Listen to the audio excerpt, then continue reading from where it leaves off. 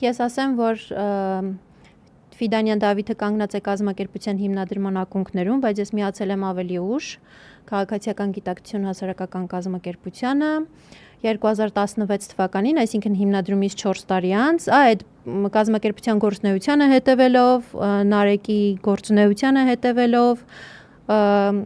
գտել եմ կազմակերպության մեջ համակիրներ, գաղափարակիրներ, դարձել եմ կազմակերպության անդամ, որը ժամանակ հետո դարձել եմ նաև կազմակերպության ղեկավար կազմի անդամ եւ շատ հպարտ եմ այդ հանգամանքով ու արդեն 10 տարի է մեզ բոլորիս, ինձ, Դավիթին եւ այստեղ հնչած բազմաթիվ այլ անունների, Իշխանին, Այդային, Նարեկին, մնացածին կապում է կազմակերպության նպատակը, խնդիրը, Հայաստանում ժողովրդավարության խթանումը, տարածումը, զարգացումը, բայց որը ցավոք սրտի արդեն 2018 թվականից վերածվեց մեկ այլ բնույթի պայքարի։ Այո։ Այդ գաղափարական առանցքը, որ նշեց Աստղիկը, կար, հիմա էլ բնականաբար կա, բայց ցավոք սրտի այսօր փոխվել են մարտահրավերները, որովհետև իրավիճակ է փոխվել։ Եթե նախկինում երկրի առջև հիմնական ծառացած խնդիրները կարող են լինել ժողովրդավարության ավելի կայացումը կամ շատ ավելի ցածր բնույթի խնդիրներ, ապա հիմա հարցը այլևս էկզիստենցիալ է, պետության լինել չլինելու։ Ես կերազեի, որ մենք վերադառնայինք նախա 2018 թվի Հայաստան, որտեղ կար Արցախ եւ ադրբեջանցիները չէին հասել ջերմուկ։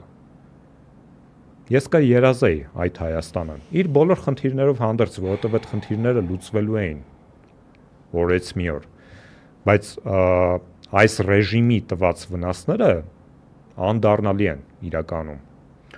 Եվ ես կցանկանամ, որ մենք նաեւ ներկայացնենք, թե ինչ էինք անում այդ ժամանակ։ Մենք անում էինք առաջինն էինք թերևս քաղաքացիական սեկտորում, որ իրականացնում էինք մեծամասշտաբ կրթական ծրագրեր, եւ այդ կրթական ծրագրերի հիմքում Հայաստանում ժողովրդավարական արժեքների տարածման գաղափարներ, յուրաքանչյուր քաղաքացու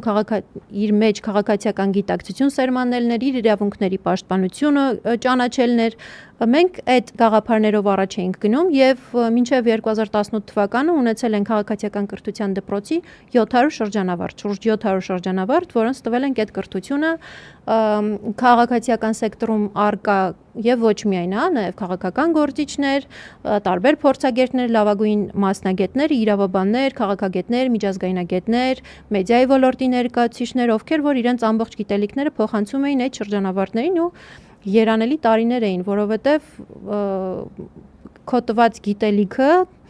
հասնում էր ուսանողին, ուսանողը հասկանում էր իր իրավունքների պաշտպանությունը, գնում էր ինչ-որ իրավիճակներում տերեր կանգնում իր իրավունքներին, այո, ուսանողների խնդիրն էինք առանձին ուշադրություն դարձնում եւ Հայաստանում ժողովրդավարությունը, մարդու իրավունքների պաշտպանությունը այդ ժամանակ գերակա խնդիրներ, թիվ 1 օրակարգային խնդիրներ։ Որը որ մենք որպես իրական քաղաքացիական հասարակության ներկայացուցիչներ կամ կառույց մեր այդ խնդիրների լուծման համեստ լուման ենք փորձում ներդնել եւ իդեպ ասեմ, որ մենք ընդհանրապես ինքնաֆինանսավորվող կառույց ենք, անդամների ղեկավար կազմի անդամների անդամավճարներով եւ երբևիցե չենք ունեցել որևէ այլ տեսակի ֆինանսավորում, անգամ նաեւ գրանտ։ Երբեք։ Ի տարբերություն իբրև թե արևմտյան արժեքների ջատակով հանդիսացող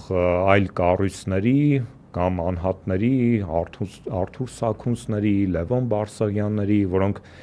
իդեպ իբրև թե հանդիսանում էին արևմտյան կամ ժողովրդավարական արժեքների կրողներ, բայց օրինակ պաշտպանում էին պետության դեմ զենքով դուրս գալը։ 2016 թվականի խոսքը Սասնա ծռերի գործողության մասին է եւ մենք ՀԿ սեկտորում առաջին ու միակ կառույցն էինք, որ հստակ դեմ արտահայտվեցինք ու ասացինք, որ դա հանցագործություն է եւ դա ահաբեկչություն է։ Այո, ահաբեկչություն եւ դա որևէ աղերս չունի ժողովրդավարական արժեքների հետ։ Մենք նաև մշտապես կանգնած էինք տարբեր քաղաքացիական պայքարների առաջին շարքերում, մեր քաղաքացիական դիրքորոշումը հայտնելու համար, Էլեկտրիկ Երևանի, բնապահպանական թեմաներով տարբեր ակցիաների։ Դեմը մի ակցիաներին էինք նաև մասնակցում եւ բազմաթիվ այլ քաղաքացիական շարժումների, որոնք ուղղված էին այս կամ այն խնդիրների բարձրաձայնմանը, լուծմանը հասնելուն եւ երկրի ժողովրդավարացմանը նպաստելուն, բայց ոչ երբեք հակապետական գործողություններին։